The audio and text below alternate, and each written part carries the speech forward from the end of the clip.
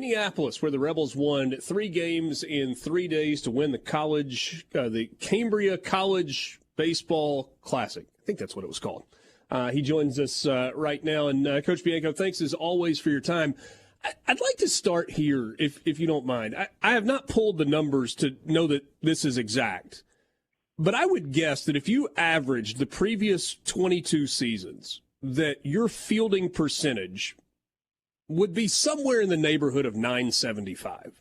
And that's not exact, but I would think that it would be somewhere in that neighborhood. Yeah, I would imagine that's pretty close. Yeah, your teams have made 3 errors this season. How is that happening? Because that's unbelievably good defense. It is, and I think a couple things, and I said this in our opening press conference.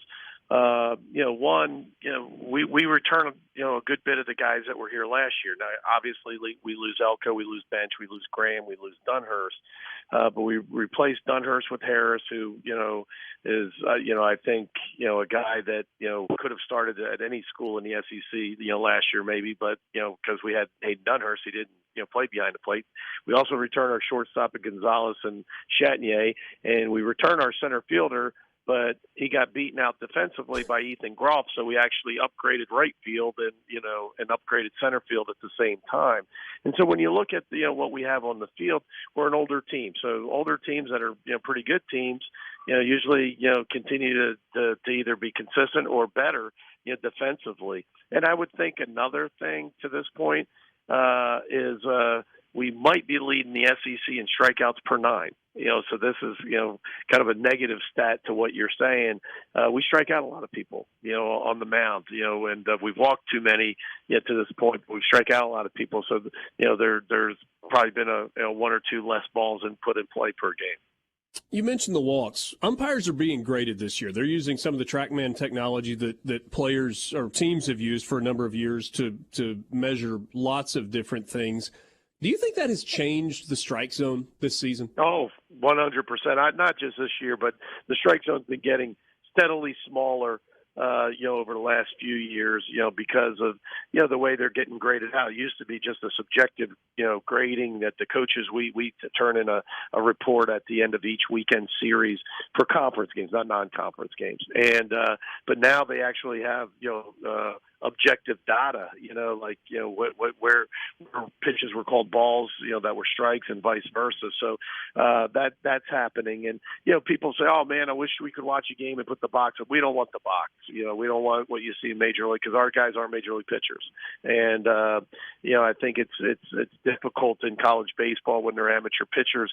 I think most people would argue that, we want the strike zone to be a little bit bigger than the Major League strike zone. So, the zone's gotten smaller. And then I think, recruiting wise, we're all human, and because of there's more metrics, you recruit guys with more stuff and less pitchability probably, and that's again a general comment. I don't know if it's, holds true on every kid that you recruit, but there's kids that are throwing 95, 96, when, that never happened, 10, 15 years ago.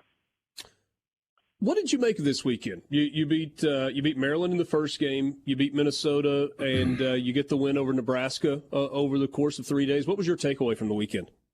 Well, I thought offensively we had a really good weekend. I thought on Friday, facing Savicle for a second time, we did a much better job. We just were able to put some better at-bats together. And even though we didn't have a ton of hits, but we made Jason Savicle, the Maryland pitcher on Friday night, who just dominated us a week before.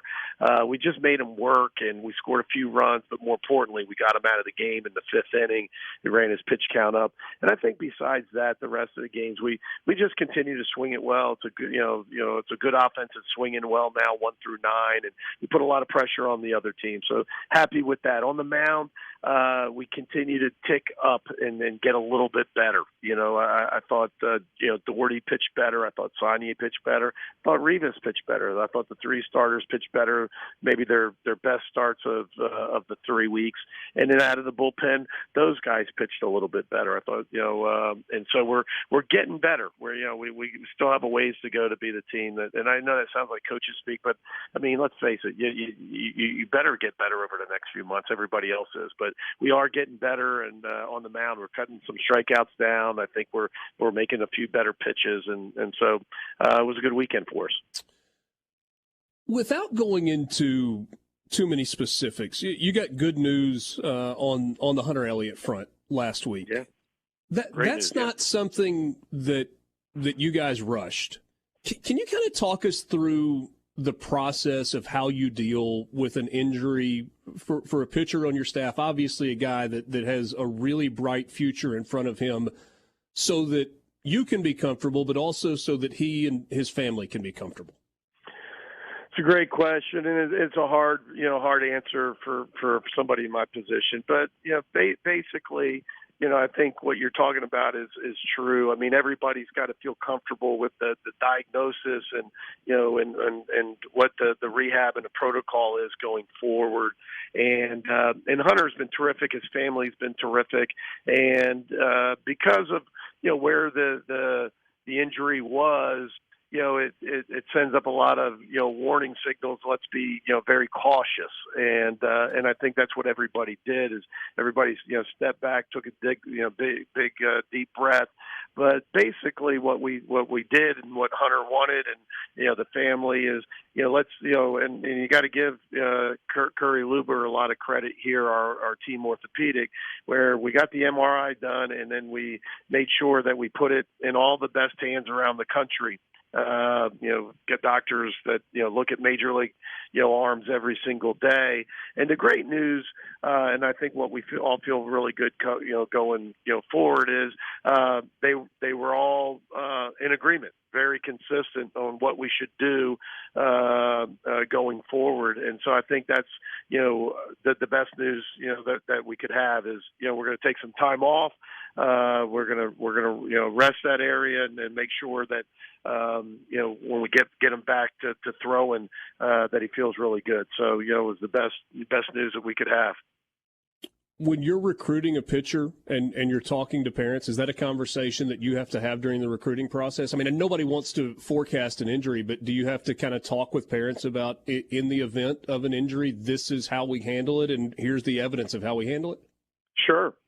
So it's probably, I don't want to say every recruit asks that, but most pitching families ask that. And, and then, you try to give them examples of how you handle it. And because, the parents are so educated, I think, through the recruiting process now, they know. They learn from their travel coaches. They talk to, agent advisors. They talk to different people, and you tend to get reputations, good or bad, how you handle injuries. So there's no doubt that it's part of the recruiting process.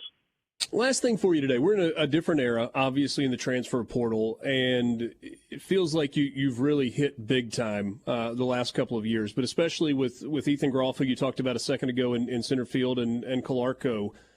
How did you identify those guys, and how did that process go?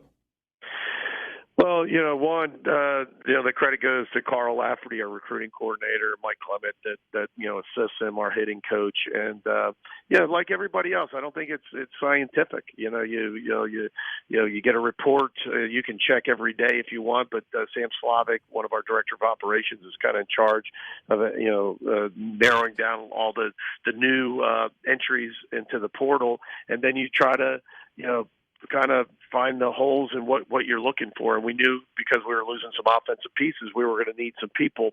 And those are guys that, I think were one of the reasons why the portal's there, right? You're talking about a kid in Ethan that was at Tulane, a good program, got injured, was probably going to get drafted, signed, probably was going to be the player of the year in the American, and broke his, hand, late in the season, goes undrafted, and he wants the chance to play, big time college baseball in a big time league. And so we recruited him. Anthony, similar, Anthony went to Northwestern, was graduated, was a grad transfer, a guy that played in the Big Ten and had a lot of success.